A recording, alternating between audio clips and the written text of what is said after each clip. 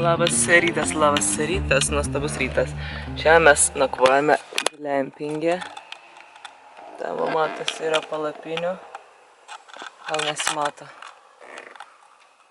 Anyway, ir dušai. Ir tualetai. Labai gražu. Aišku, mes miegojom mašinai, nes o kam mum? O kam? Turim namus savo. Tai ir miegam. Skubam, nes 12 valandą turim ekskursiją, jau yra 11:11. Reikia sugalvoti norą. Diena šiandien belė kaip karšta, dabar 11 valanda, saulė tokio aktyvumo kaip pas mus, aš nežinau, 3 valandą. Tai įtariu šiandien bus nudegimų. Dėl to aplainam negailėdami sunscreeną. Pala, aš sakiau, kad čia belė kiek kodų, nes čia belė kiek kodų. Jo, ir ryšio visiškai nėra. Žinutės gali išsiųsti, nes yra viena padala, bet šiaip tragiškai. Ir jo, mes esam netoli Narvos, aš kaip suprantu, tai šalia sienos su Rusija, kas yra labai dangerous. Tokį vat pastatą mes čia toj keliausime, nežinau kiek tai matosi, bet tai yra gigantiška manufaktūra. Bet čia viena iš. Viena iš.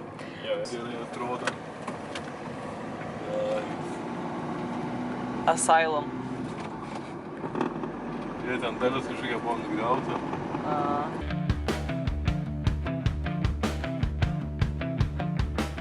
Tokie vat mes atėjome va čia vat. Ir va čia va tokie vat fabrikas, va čia va tas, kurį mes dabar eisime. Čia va toks va jisai didelis vat. Vat man tas labai laimingas, labai jam patinka tokie fabrikai. Taip. O va čia mes galėjome eiti ir be bilieto, bet jau nusipirkom, tai parodėm. Va tokie va čia dalykai pas mumis. Ir gražus man tas va šitais. Nufotografuok mane.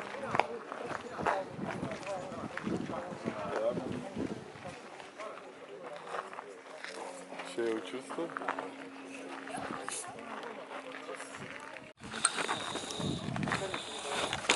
Va taip reikia, žinai. Kairiau. Va, langiuką laikyk, jo, balkščiuką visą. Nenustumk, nenuversk. Atsargiai. Atėjome į muziejų, Narvos muziejus, manufaktūrą. Sumokėjome 16 eurų. Žiauriai brangiai, čia viskas žiauriai brangu, man nepatinka kol kas, tai žiauriai brangiau nei Vilniuje. Bet niekam nesakyk.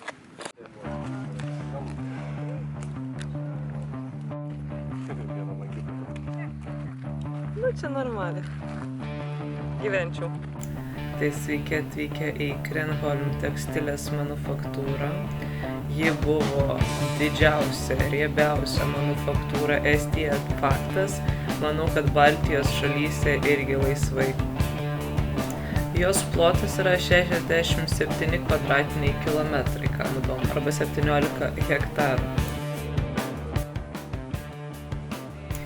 Ir ši manufaktūra yra uždaryta jau 15 metų. Kitoje upės pusėje yra Rusijos manufaktūra, ji užsidarė 60-aisiais. Šita daug ilgiau išbuvo. Lucky it. Mūsų ekskursija vyko išorėje manufaktūros. Įėjome tik į vieną patalpą. Jeigu nori eiti į vidų, turi imti jau kitą turą, kuris vadinasi ekstremalusis turas. Ir vyksta jis šeštadieniais. O mes, kaip jau matėte, šeštadienį buvom kasykloje neįdomioj. Jau geriau būtumėm šeštadienį praleidę šitoj manufaktūrai. O čia vat sekmadienio turas vyksta 3 kalbom – estų, rusų ir anglų. Turo kaina yra 15 eurų. Dabar internetu perkant, kai mes pirkom, kainavo 16 eurų. Šiuo metu, gerai pamenu, manufaktūra yra išsipirkę Suomiją ir jie čia planuoja kultūrinę vietą kažkokią rengti su verslo centrais, galimai su gyvenamosiom patalpom. Ir vietomis jau yra pradėti rekonstrukcijos darbai. Tiesą sakant, visa ekskursija visiškai vertėjo tų 16 eurų, kuriuos mes sumokėjom. Ir tikriausiai būtumėm sumokėję gal ir dar daugiau, nes tai yra nuostabi vieta. Ir jeigu esate Narvoj arba kažkur šalia ir nebijote, kad esate Rusijos pasienyje, užsukit pasižiūrėti, pasižvalgyti.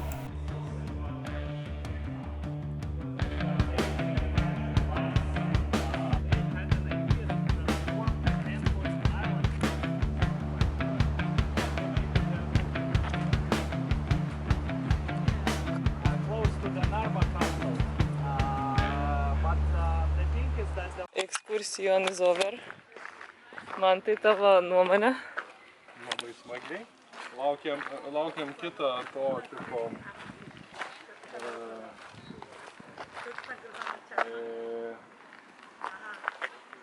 kitos ekskursijos, kai bus čia viskas sutvarkyta.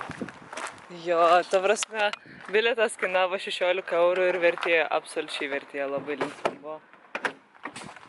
Gal nevaikščiojom labai stipriai viduje, kaip labai norėjau, bet reikės pasigūglinti dabar turus, gal netyčia bus artimiausiu metu. Extreme Tour Inside. Karšta. Jo, bet labai įdomu, labai didelis fabrikas, labai rekomenduočiau užsukti pasižiūrėti, jeigu tik tais yra proga. Ką, atsigeriam, pamyžam ir einam toliau. Va čia šviežias gėrimas, ką tik išrastas, elektrolitai on ice.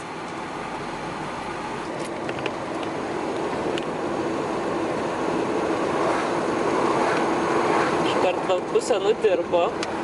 Tada mes turime apple juice. Aha, jau labai daug čia skysčių mums gavos. Tai va tiek, va toks kokteilis gavos. Mes neturim mažo šaukštelio ar šakutės, kad išmaišyt. Dėl to lauksim, kol dissolvents. Ir vat štai toks gėrimas mums gavosi.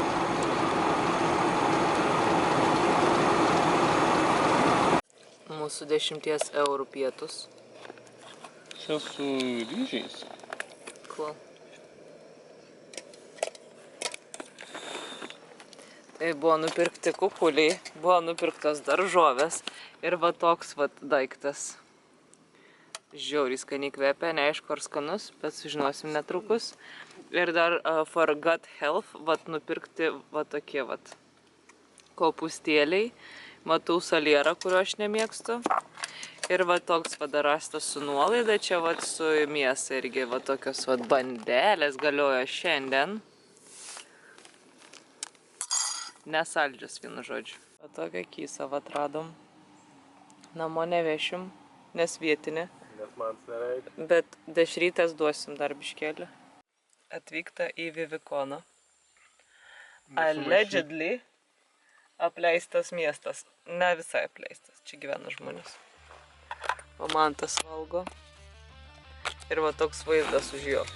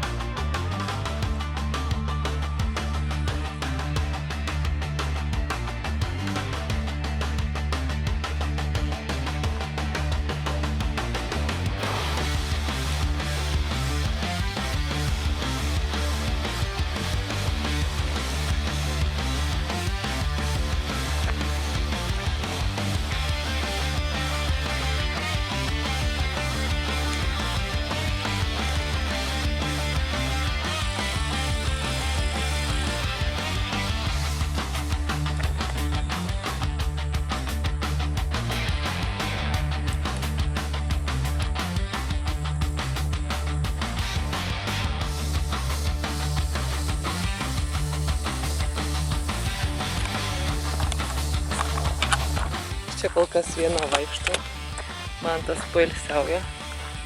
Čia nemažai žmonių gyvena, which is okay, fine. Bet čia labai daug apleistų pastatų, įdomų istorija, kodėl jie tapo apleisti. Vivikonoje vyko degių skalūnų kasyba ir vieną gražią dieną jie paėmė ir iškasė viską ir žmonės pradėjo kraustytis lauk, nes nebėra darbo.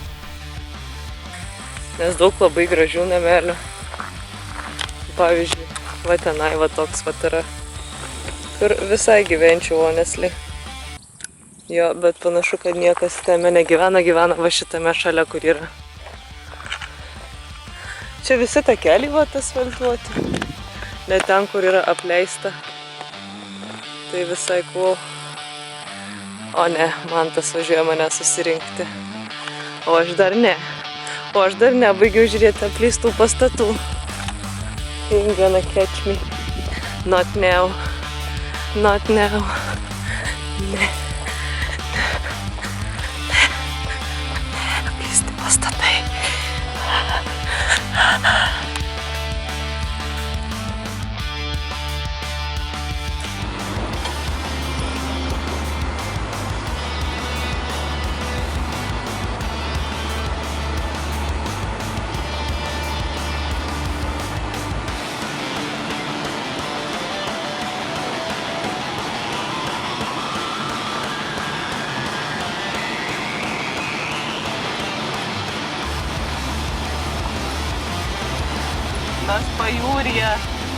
Mes į pajūrį atvykome.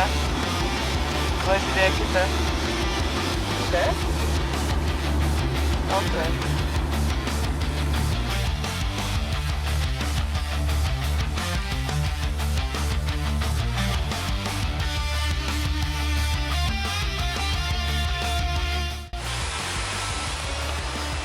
Pamojuok mamai. Galimai nežiūrės šitą video, bet...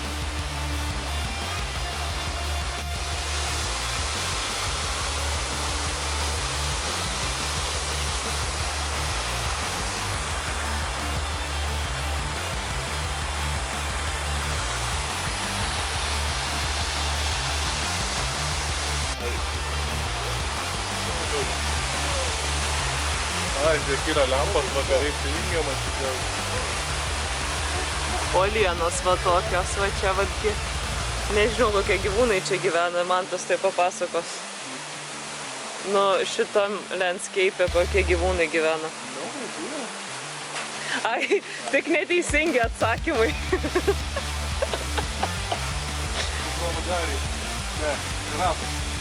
Nu, aš irgi taip galvoju, nes nu čia taip vis tik žirafoms labai gera vieta gyventi. Tropinė beveik.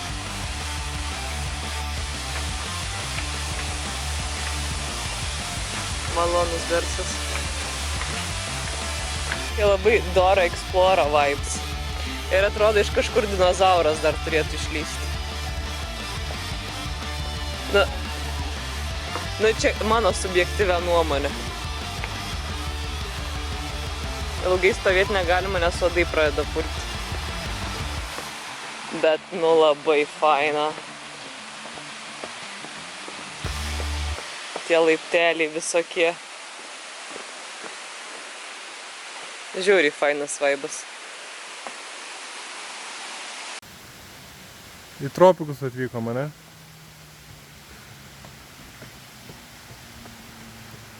Labai faina.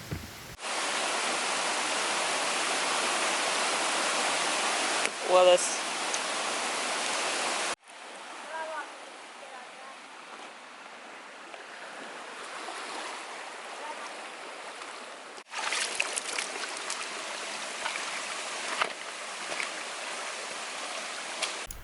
Stebėtinai buvo rasta pora uolienų ir išeita miegoti toj pačioj stovėjimo aikštelėje.